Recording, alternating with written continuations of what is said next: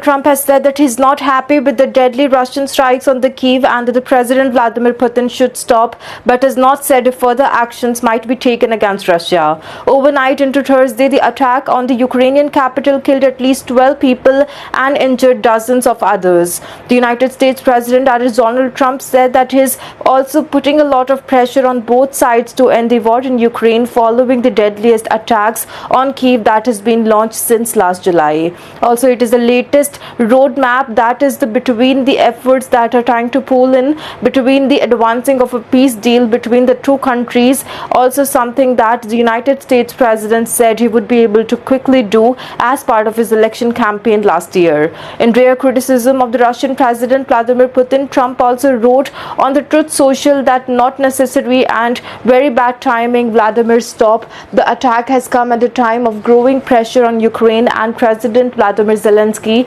to accept the Russian occupation of its territory as part of a peace deal.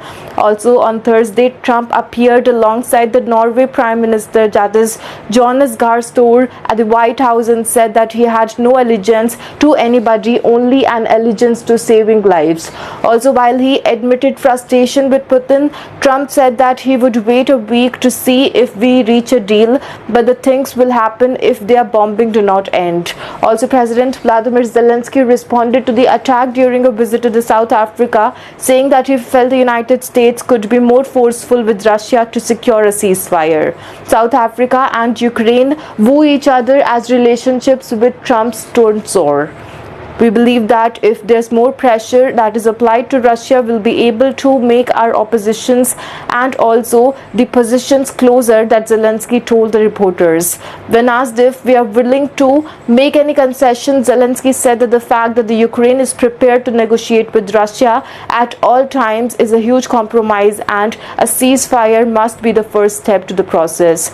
If the Russia says that it is ready for a ceasefire, it must stop massive strikes against Ukraine. Also, if the Ukrainians who are running out of patience because it is the US that is under the attack and not wanting the United States and the Russia to make peace with each other. The attack caused the Zelensky to cut his trip short and return home. Before the attack on Kyiv, the week had been seen fraying of the already imperiled relationship between Trump and Zelensky, as the US president has suggested the need for the Ukraine to make loud and land concessions that is part of the